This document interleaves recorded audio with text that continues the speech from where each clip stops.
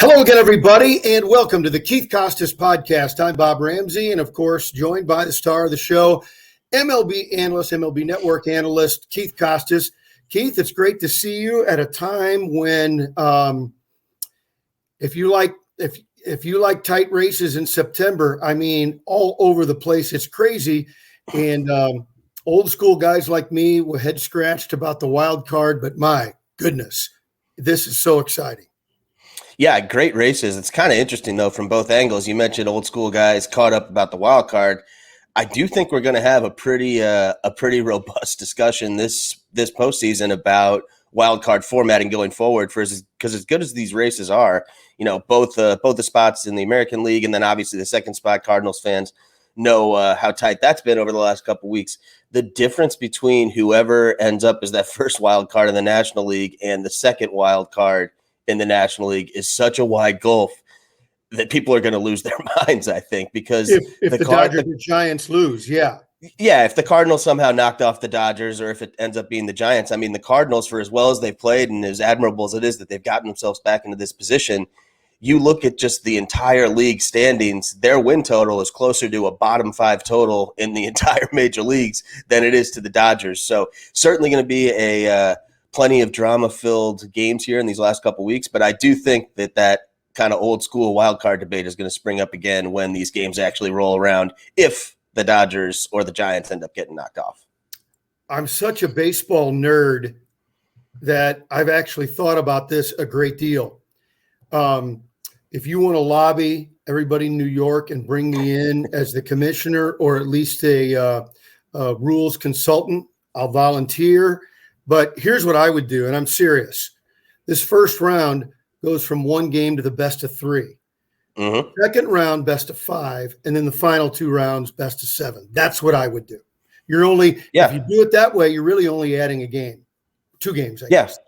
I like that. And I mean, it's all about, as we've seen in all of these different sports, whether it's college football playoff expanding or baseball trying new things last year and over the last decade or so with the second wild card, it just gives you more TV inventory, which is what the name of the game is anyways. So, yeah, I do think that eventually, I mean, obviously there's going to be a lot of things up for discussion this offseason with baseball with the new CBA right around the corner. But I do think there's a pretty good chance that the current postseason format is the old postseason format sooner rather than later.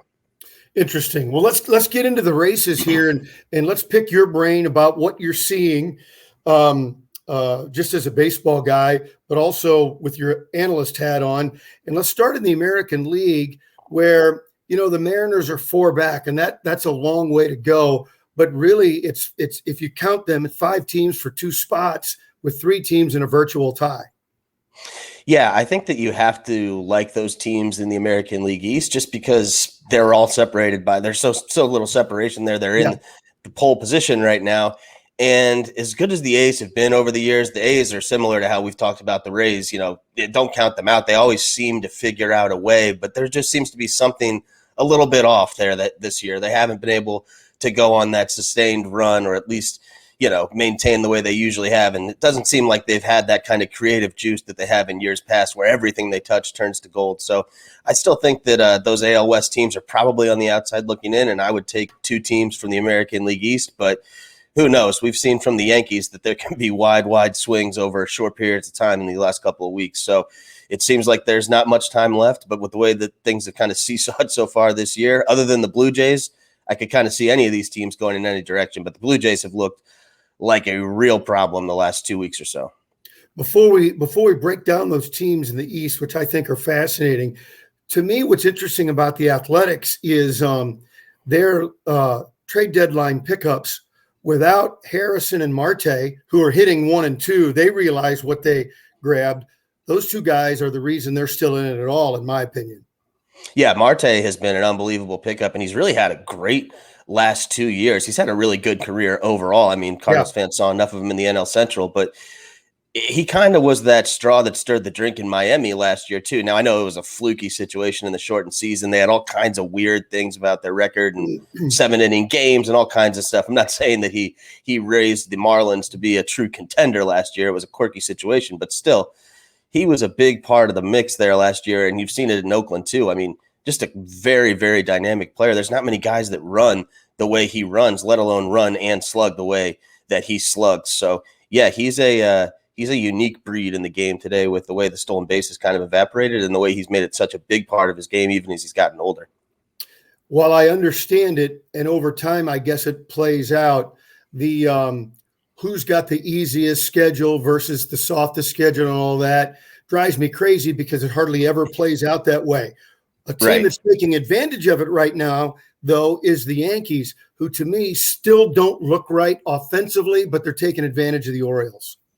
Yeah, absolutely. And Yankees Orioles has been, I mean, it's become comical over the last handful of years. The last 5 years, it's one of the most lopsided series in all of baseball. And you look at some of the individual numbers. I mean, it's silly. It's to the point where literally guys that are, young players still, the Gleyber Torres of the world, the Gary Sanchez of the world, I'm not talking about 1 year or one series. You take that out of their career numbers, what they've done against the Orioles, and it looks like different players. That's how much the Yankees have beaten up on the Orioles over the years. So, yeah, the Orioles actually got a little bit frisky in that series in the second half. They actually stole a couple games the last time that they played, and it hasn't been quite as one-sided by their ridiculous standards. But, yeah, Yankees taking care of business against the Orioles, and been a frustrating season in Baltimore. If you saw some of the tensions in the dugout with the Jays a few days back, I think they're all at their wits' end and ready to get to the end of the finish line here. When I talk about the Yankees, something still doesn't seem right to me. Like they were fortunate they still had sort of the guy, at least mentally, emotionally, they left behind, Gardner. If they don't have him, I don't think they'd be in the race, despite all the big sluggers they have in the lineup. He is the guy that's kind of holding that offense together, which is really bizarre. Yeah, had some really big hits, and he's become a kind of fiery personality in his older years, sort of a no-holds-barred. He kind of just lets it fly.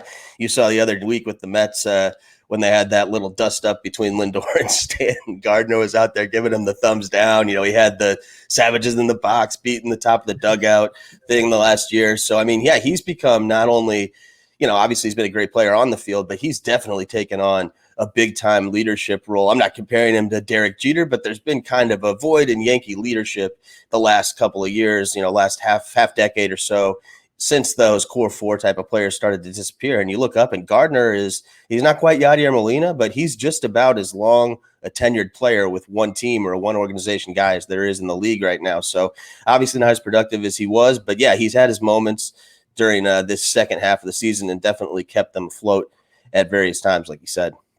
So, what's with your analyst hat? Can you look at the numbers, or what do you see with the goal line stand offense, the big boys for the Yankees?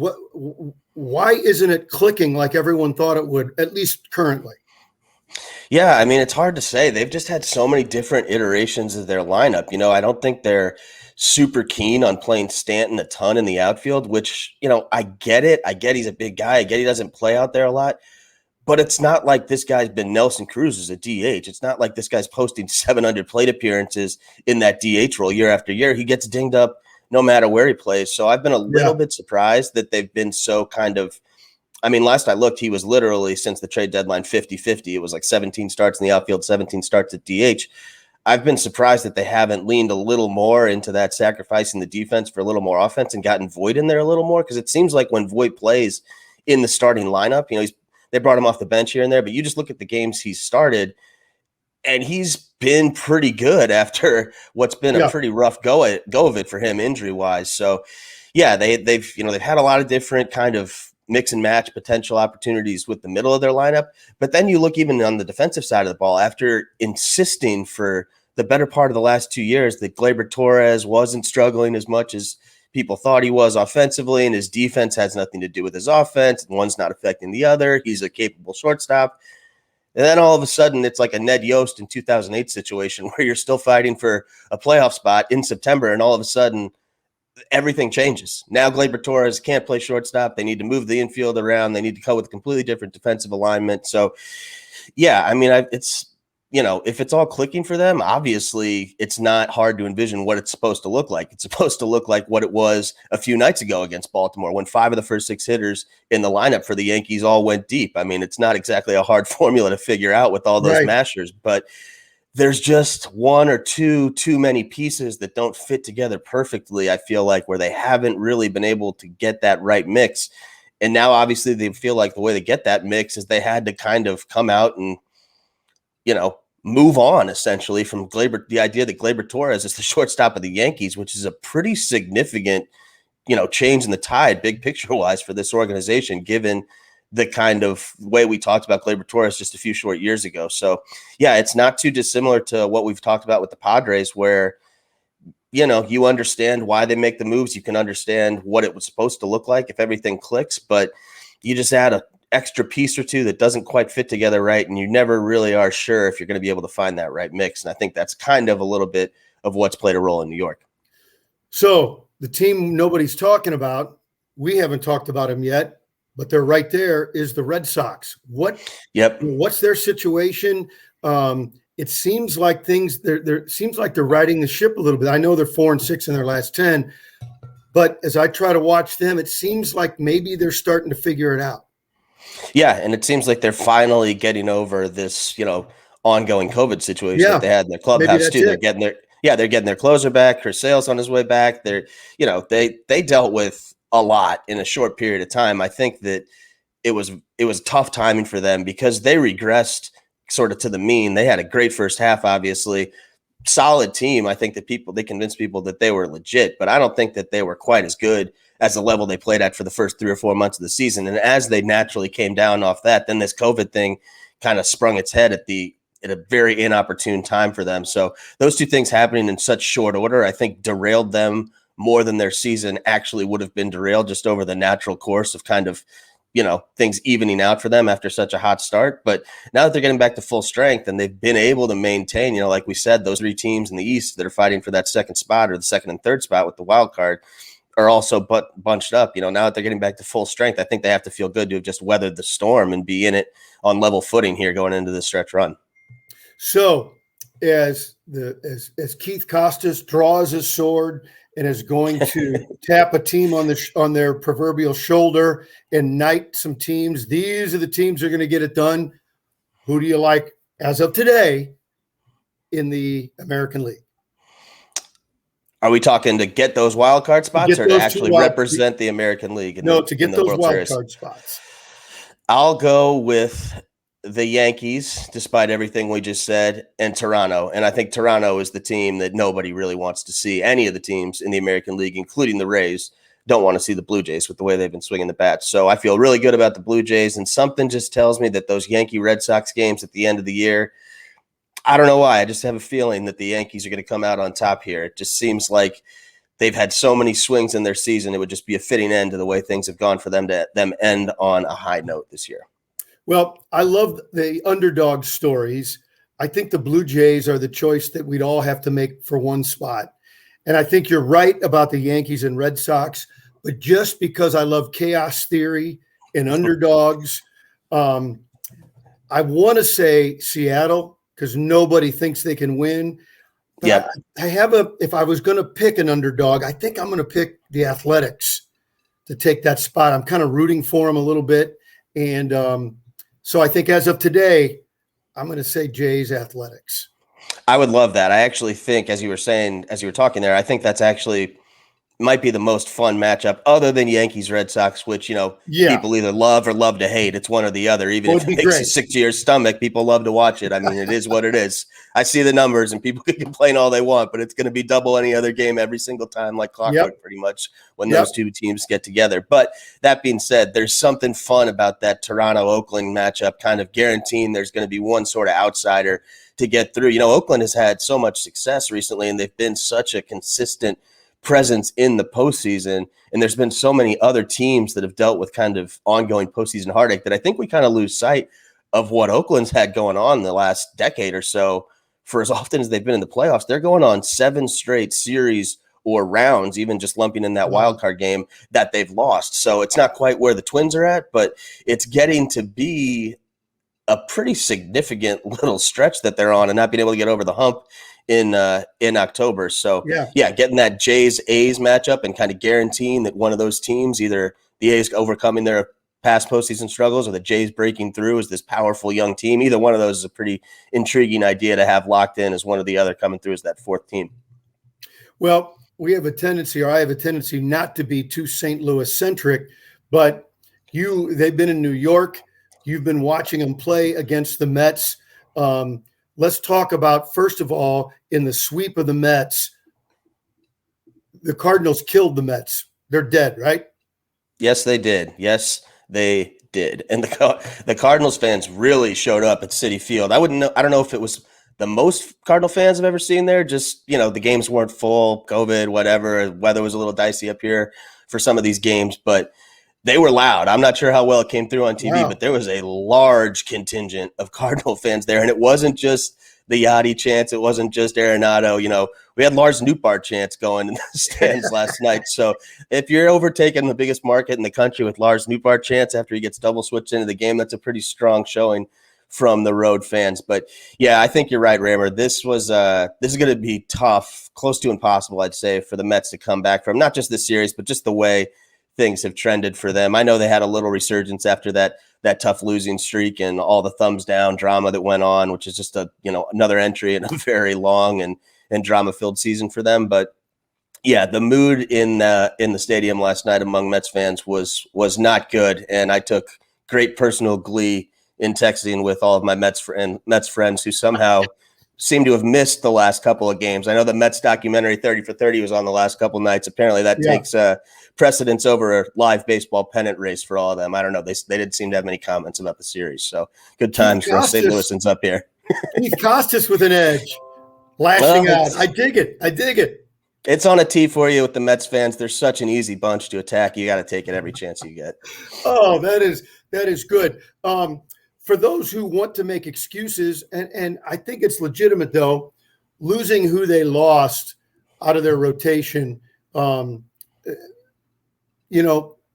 it was too much to overcome because that's how they were built. Kind of like the Cardinals. The fact that the Cardinals are in it after losing Flaherty, and everybody forgets about Jordan Hicks, who was the presumptive closer, and to become coming back. So I would cut the Mets some slack. Maybe not their fans, but I would cut the organization some slack. So tell me what you saw from an analyst point of view about the Cardinals, and does it translate to beyond the Citi Field games?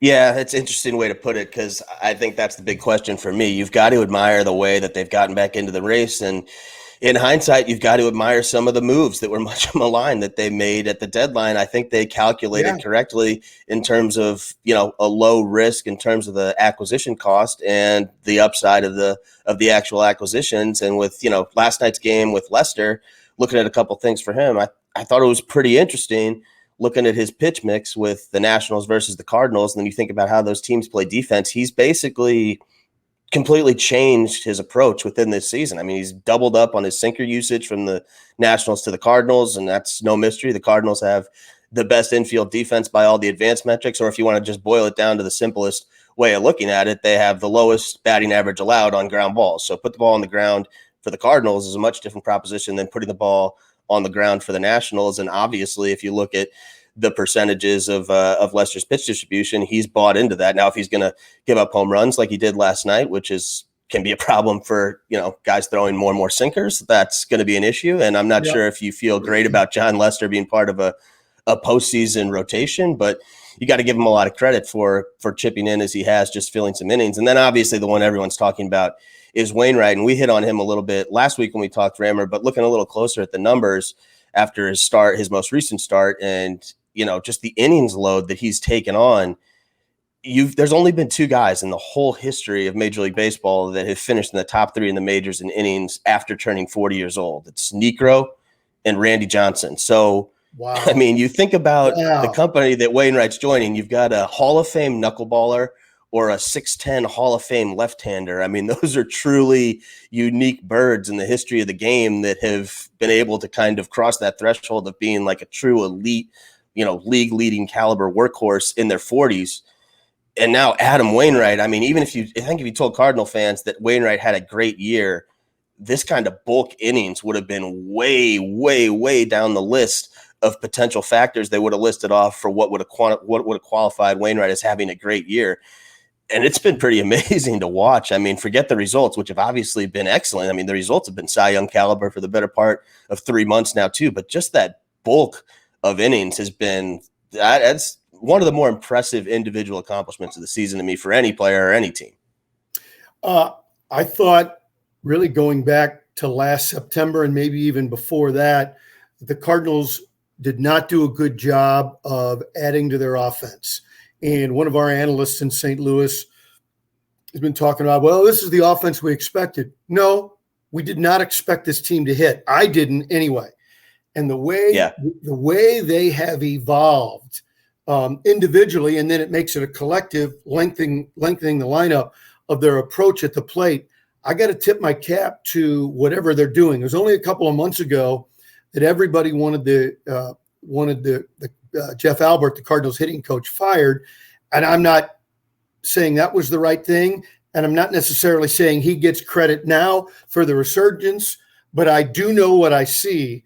And it's almost like a bunch of the lineup took a look at Tyler O'Neill and the adjustments he made in the offseason. They say, wow, look what Tyler O'Neill's doing, how he's changed his approach, how successful he's been. And it almost seems like now, late in the year, it's become contagious. Yeah, and I think you look at kind of further down the lineup, not a masher like O'Neill, but you look at what they're getting offensively at the shortstop position, not to mention defensively with what Sosa's been able to do. But, I'm with you, Rammer. At the beginning of the season, this is not the offense I expected. I was basically in lockstep with what you were thinking and the kind of canned line that I had. I'm a big Tommy Edman fan, but to me, it was a problem if you think you've solved the leadoff situation with a guy who – you take the next step. Well, what if Edman isn't your leadoff hitter? Well, he's probably your seventh hitter. That's not good. That's not the decision you should be making. Is he going to hit seventh or is he going to hit first? But that being said, when you've got another guy in the lineup now that's a little bit like Edman, that's going to hit for a little bit higher, not draw as many walks necessarily, not hit for a ton of power, but he's going to put the ball in play. He's going to hit for a higher average.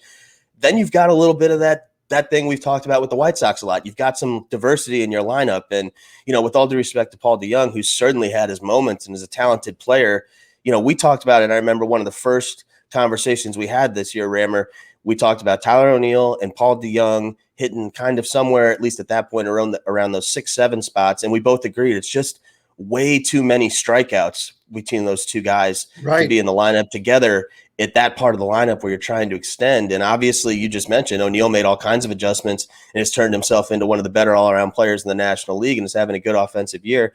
And then you kind of replace DeJong for the most part as the starting shortstop with Sosa, and that gives you a much different look in the lineup. So, yeah, I'm not sure how much this success late in the season carries over into October for them. But, yeah, I'm with you. You got to tip the cap. It's certainly not what I expected to see from them down the stretch. And this is something that is peculiar to St. Louis fans of a couple of generations. But the fact that the Cardinals have 4 of the fastest players in the game now that they've added Sosa, O'Neill, Bader, and Edman, pitching speed and defense, like I say, whether you're talking about Whitey's teams in the 80s, you're talking about the Cardinals in the 60s. Cardinal fans kind of love that baseball. Don't get me wrong. Hitting bombs like they were doing at Citi Field, you got to do that to win today in Major League Baseball. But fans really like that speed aspect. Yeah, absolutely. I went to one of these games with another St. Louis fan who's only a casual baseball fan, follows the Cardinals a little bit, but not a huge baseball guy. And that was one of the first comments that he made, more of a football fan, played college football, so been around sports a lot. He just commented how athletic the outfield was. Yeah. He's like, man, they've got 3 center fielders out there, and this isn't a guy who can name 3 center fielders in the league that don't play for the Cardinals. It jumped out right away to him. But, yeah, it is nice, obviously, to hit all these homers. But I think when you look back, if we just focus in on this series alone, I think the lasting memory from this series is going to be defense. It's going to be that double play that they turned in extra innings. I mean, that was a big time play, big time momentum swing. And obviously, like you said, they hit for plenty of power in this series, especially last night in the finale. But yeah, that pitching and defense, especially the defensive aspect, when you look at what the Cardinals can put out around the full 8, that is certainly going to be their strongest trait that they're bringing into the postseason for me. So the Padres and the Cardinals, let's look at the Padres. They finally had a big offensive night Wednesday night against the Giants. Now they play them this afternoon. You and I keep talking about all the great matchups, it seems like every week on the West Coast. So I think momentum, good or bad, could come out of today's game. Sometimes maybe I make too much out of that. That's probably not how analysts look at it. But the Padres have to reestablish themselves, and they really need to start today coming into St. Louis for that showdown this weekend. Yeah, I think so too. The problem for them is they've run into some injuries. We talked about the Red Sox getting right, but now the Padres with Paddock and Blake Snell going on the IL, and that game last night, that was a must-win game for them last night. You talked about finally getting a good offensive performance, but the only pitcher that they've had that's really been dependable start to finish this year has been Musgrove, and the Cardinals are going to miss him because he pitched last night. So you look at this these pitching matchups, they haven't been announced yet, but you look at what it figures to be over the weekend, and that certainly is a break for the Cardinals relative to what they could put out. Certainly what we thought going into the season, if you circled this series, what the pitching matchups might look like for what we expected from the Padres. Now, obviously, it's been much different for them in recent weeks, but still, I think the Cardinals are catching a break here with the way the pitching is going to shake out. And then you look at the flip side, the other West Coast team and the other National League Central versus National League West matchup.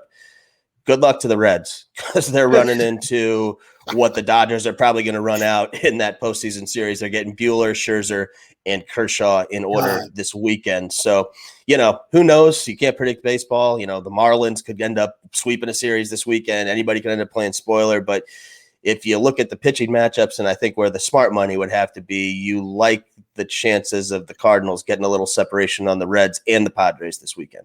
Yeah, what's funny when I look at it, I even use the word showdown. We kind of like to hype things coming up, but as I look at it, the only outcome of the 3-game series between the Padres and the Cardinals that I think is truly significant would be if the Cardinals would sweep the Padres. I don't see that, because it wouldn't be completely buried, but that would be a huge blow to them. Anything else, it's just, hey, everybody's, churning their wheels and trying to stay alive and win games. So showdown, yeah, because it's two teams contending, but I don't think it's likely for either team to get buried. Yeah, I agree with that. I think the bigger thing, if you're circling the schedule at this point, which obviously there's not much left to circle, and I know it's your favorite topic, the strength of schedule anyways, but the fact that the Giants and Dodgers are still going to be battling it out till the last day of the season to see who wins that division, and that the Padres still have 6 games left against the Giants, that's certainly something worth keeping an eye on for Cardinals fans, or something to keep in your back pocket, that they're going to have 6 games that probably matter just as much to the Giants as they do the Padres left on the schedule, where you have to figure that the Giants are going to come out on top in those 6. Yeah, and then and finally, as you look at it, you had mentioned look out Reds, because it doesn't get any easier. They played they had 9 games starting last week, and we talked about it, 9 games with the Pirates. Pirates said, we don't care. Yeah. We don't care, and came out and played great. And I think there's an example of why you can't look too much at that. And teams that can play free and easy, they've got nothing to lose. They're pretty scary for teams that are playing desperate. Yeah, and just with the Reds in particular, tough timing. I know a couple weeks ago you brought up correctly that Winker is one of the biggest losses around baseball right now. And then all of a sudden, much respect to Joey Votto for the second half he's put together. But, I mean, that was from another planet. Joey Votto leading the league in home runs over an extended period of time for, just completely out of nowhere. And you look up at what he's done the last 25, 30 games, he's gone pretty cold. So, an unproductive Votto, no Winker, and that's a tough recipe for them with the way the momentum has kind of swung against them here in the last few days. So what do we got coming up on MLB Network? Yeah, Yankees, Red Sox next week. That's my next assignment. I'll be hanging around in the studio and obviously doing our normal day-to-day thing. But for me, next travel assignment, next game assignment, Yankees, Red Sox, with a lot on the line next weekend on Saturday. So looking forward to that one for sure. That's going to be really exciting. Keith, thanks for the visit. This is such a fun time of the year. I can't wait for us to get together next week. Have a great week of baseball, and we'll talk then. All right, Rammer. Thanks. We'll talk to you next week. That's Keith Costas. I'm Bob Ramsey on the Keith Costas podcast. Have a great weekend of baseball, everybody.